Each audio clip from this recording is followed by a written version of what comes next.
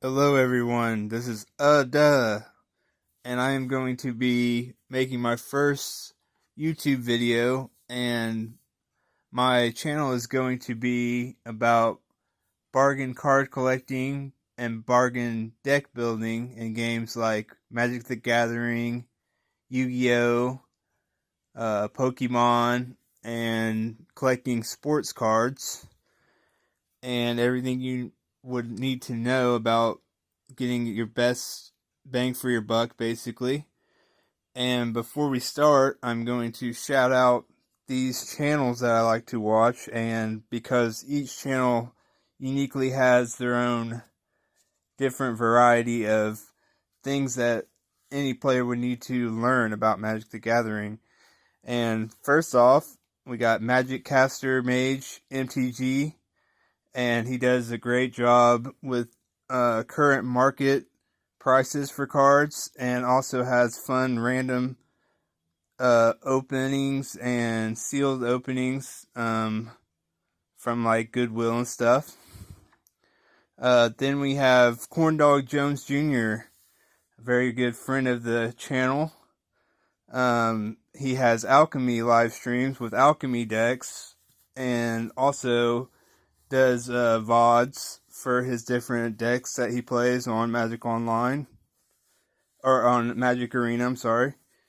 And then we have Magic MTG Malone, and he plays mostly standard decks. Very funny guy. Just started following his channel recently. Next we have Caleb D MTG, which he plays mostly Cube on Magic Online, which is all the cards that are like Power 9 and powerful cards like that, and you draft them and then play on Magic the Gathering Online. Then we got Timmy the Sorcerer, and he plays all the old school Magic, and also plays Chandelar, which is the 1994, 95, 96 video game. Okay, so now let's get to the deck here that I got. This is a cheap $50 build. And why I want to talk about it is because it is actually an Infect deck. An Infect deck is, right here you can see, this creature deals combat damage to creatures in the form of -1, -1 counters, and to players in the form of poison counters. So when you deal damage to the player in poison, it only takes 10 poison counters to kill the player instead of 20 life that you normally have, and there's a lot of life gain decks out there. So this deck, I think, is a great option for a cheap deck that can win easily against even more expensive decks. We'll start here with the lands. I have a 11 10 split in basic lands colors, which is black and green. So I have all the forests. Then I have 3 utility lands, just like you can sacrifice late in the game and return a random creature from your graveyard to your hand, which is great for Infect because all of the cards are going to be the Infect cards. 1 fetch land. And then all my swamps, and I like to use these. They're kind of slow. I would recommend, if you're building a deck, to probably spend the extra money on lands and buy like the $2 to $3 dual lands that have like a slower ability. Like you have to have one of a certain land in play for it to come into play untapped, or less than 3 lands, but those are cheap and good dual lands. But I like to play these utility lands, which are basically just like tapped lands, but late game, like give you an extra spell in your hand. Like this one, you just like lose 2 life, and one of your creatures basically comes back from the graveyard if it dies, which is a well-known card for like grief and stuff like that. But yeah, then I have my creature destruction spells. A couple of them can destroy planeswalkers, which is great because I'm trying to poison my opponent out as quickly as I can. I might not have time to attack a planeswalker, so even a 5 mana costing spell for me is okay with that. Then I have just one Zombify just for like an old school feel to the deck, you know. And they reprinted this card. It's just a cool way to surprise your opponent, kind of. Then I wouldn't recommend doing this, but I bought a proxy card of the One Ring just because it's the one of one.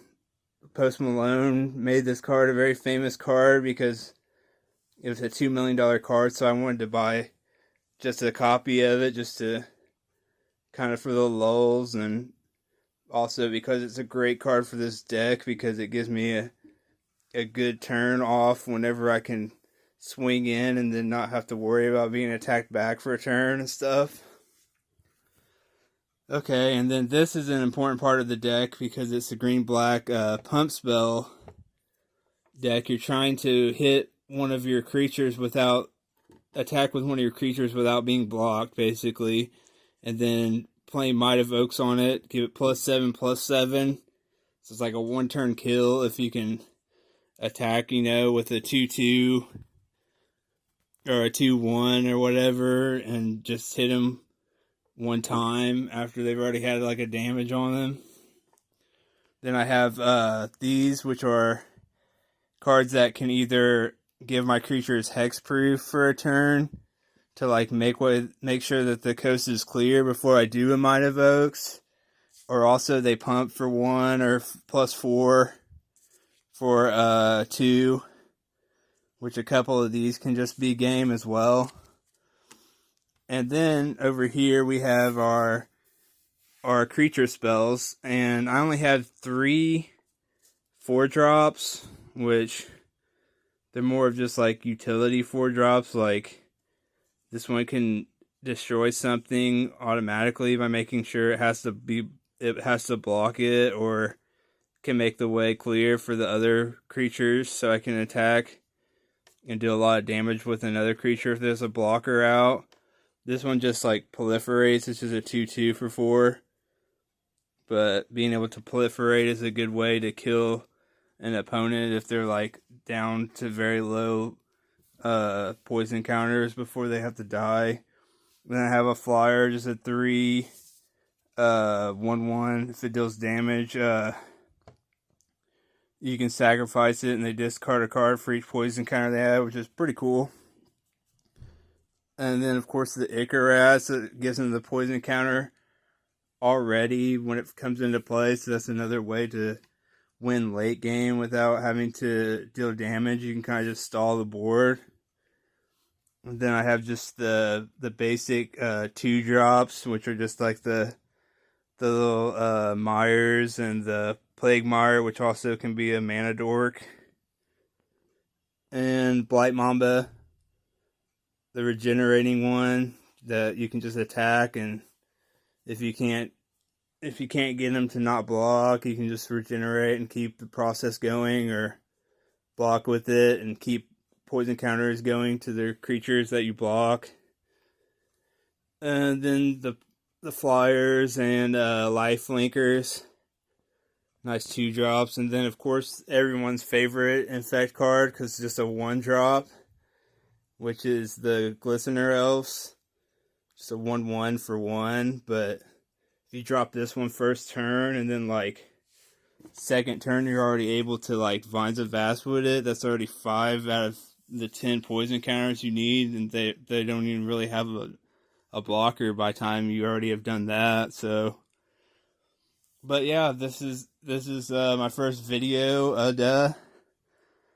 and I will see you in the next video, and the next video will be on my bargain Yu-Gi-Oh deck, my Yu-Gi-Oh build that's under $50 too, so be looking forward to that.